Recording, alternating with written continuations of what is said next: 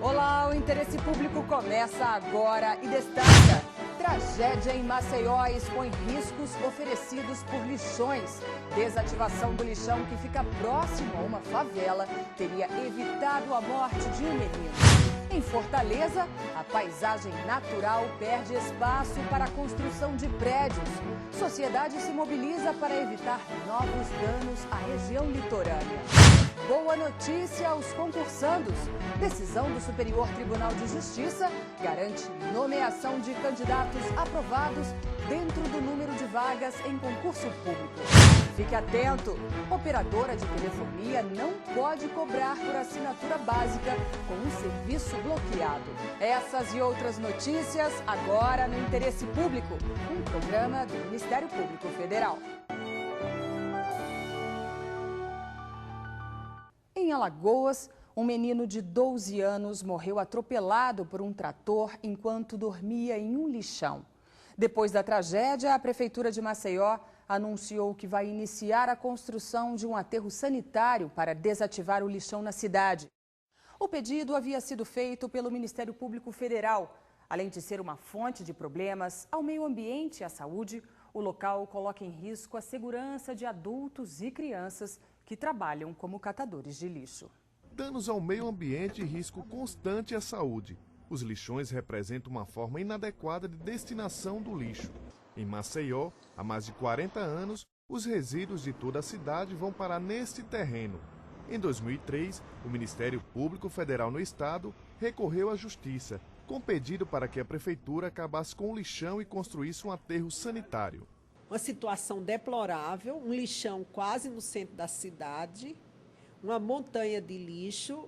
Então, tomei todas as providências necessárias para ajuizar essa ação. A Prefeitura procurou o MPF e assumiu o compromisso de desativar o local e construir um aterro sanitário, projeto que até hoje não foi executado. A presença do lixão de Maceió atrai catadores. Eles vêm de uma favela vizinha, chamada Vila Ematé. A imagem denuncia uma realidade cruel. Em meio à sujeira, crianças disputam o lixo com adultos. A presença de urubus é inevitável. O local é aberto. Muitas crianças chegam sozinhas. Algumas ficam até tarde à espera dos caminhões de lixo. Além de exemplo de irregularidade da prática do trabalho infantil, a rotina no lixão oferece risco a meninos e meninas. Uma situação que recentemente culminou com uma tragédia. O menino Carlos André da Silva Santos, de apenas 12 anos, morreu enquanto dormia aqui no lixão. Carlos trabalhava à noite. Na madrugada de 30 de julho, cansado, ele acabou adormecendo entre pedaços de papelão e foi atropelado por um trator que fazia remoção do lixo. Se o pedido de desativação do lixão tivesse sido atendido, a tragédia poderia ter sido evitada. A Prefeitura reafirmou que vai construir um aterro sanitário e que já assinou uma ordem de serviço para iniciar as obras. Mas até o local ficar pronto, o risco continua. Essa preocupação levou o Ministério Público do Trabalho em Alagoas a ajuizar uma ação para que a Prefeitura adote providências para manter as crianças longe do lixão. Nós temos o dever e a missão institucional de trabalhar para combater uma coisa desse tipo que, na verdade, ainda é mais aviltante, né? E é uma das piores formas de trabalho infantil que estão na Convenção 182 da Organização Internacional do Trabalho. Após a morte do menino, guardas municipais passaram a monitorar o local. Mesmo assim, nossa reportagem flagrou a presença de crianças no lixão. Os catadores apoiam medidas que garantam a segurança aos menores, mas reclamam da falta de oportunidade. As crianças têm que estar na escola, as crianças têm que ter um lazer melhor.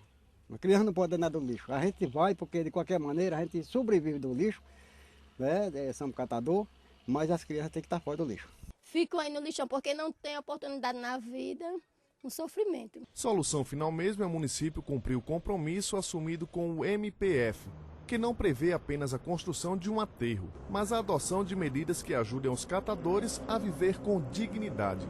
A inclusão social dos catadores através de cooperativas, isso se dará também com a coleta seletiva. Os catadores vão ser incluídos nesse processo, não precisarão mais ficar no lixão catando lixo de uma forma degradante como é atualmente, e toda essa questão vai ser solucionada de uma forma assim mais digna. Fique por dentro. A proibição do trabalho infantil é definida pelo Estatuto da Criança e do Adolescente. Segundo o artigo 60 do capítulo 5º, é proibido qualquer trabalho a menores de 14 anos de idade, salvo na condição de aprendiz, como também prevê a Constituição Federal. O Estatuto considera a aprendizagem a formação técnico-profissional que garanta acesso e frequência obrigatória ao ensino regular, atividade compatível com o desenvolvimento do adolescente e horário especial para o exercício das atividades. A falta de controle é um fator que favorece o avanço de construções sobre áreas que deveriam ser preservadas. Essa é uma situação que muitas cidades litorâneas enfrentam. Em Fortaleza, belos cenários naturais perdem espaço para o concreto de edifícios. A mobilização no estado é para que futuros empreendimentos não causem o mesmo prejuízo. Praia Porto das Dunas, Ceará. Um cartão postal onde a paisagem natural perde espaço para inúmeras construções à beira-mar. A ocupação de dunas e de outras áreas do litoral cearense tem ocorrido de forma desordenada. Aqui, a mudança provocada pelo surgimento de resorts, hotéis, casas e apartamentos foi rápida. Claro que isso é importante, mas eles não obedeceram um monte de regras em relação ao meio ambiente. Boa parte dessas construções está sendo questionada na Justiça pelo Ministério Público Federal no Ceará. São quase 100 ações civis públicas contra ocupações irregulares em 11 cidades do litoral. Os problemas são os mais variados e vão desde a ocupação de área de uso comum, como a praia, até a ocupação de áreas de preservação permanente, como falésias, como manguezais, como dunas, como margens de rios. A ocupação das chamadas dunas móveis é o que mais chama a atenção. As dunas não podem ser ocupadas por empreendimentos hoteleiros. As dunas só podem ser ocupadas por empreendimentos de interesse público ou por finalidade social. Muitos empreendimentos têm um aval de órgãos ambientais e possuem as licenças exigidas por lei. Isso graças à fragilidade da gestão territorial da zona costeira, que deu margens a diferentes interpretações que acabam sendo decididas na Justiça. Com as ações ajuizadas pelo Ministério Público Federal, o governo do estado do Ceará despertou para a importância de proteger o meio ambiente e criou o Decreto de Zoneamento Ecológico Econômico, que vai estabelecer regras para a ocupação do solo e o uso de recursos naturais. O decreto de zoneamento foi colocado sob consulta pública. As sugestões estão sendo analisadas por uma comissão que fará a redação final do decreto. O advogado da Secretaria do Meio Ambiente do Ceará explica que o zoneamento será um instrumento de planejamento ambiental para o litoral cearense. Limitar o uso de ocupação a 0% das dunas. Ou seja, daqui por diante, se esse decreto for assinado da forma como está, as dunas móveis não poderão mais ser ocupadas por empreendimentos turísticos de uso sustentável. O Ministério Público Federal apoia a criação do decreto de zoneamento, mas defende algumas mudanças. Para o MPF, a instalação de empreendimentos de geração de energia eólica nas dunas também deve ser limitado. É importante que o governo do estado crie as restrições necessárias para que esse campo de dunas continue preservado no que ainda lhe resta, o que é muito pouco. Veja a seguir. Encontro em Brasília define estratégias de atuação do Ministério Público Federal na área criminal.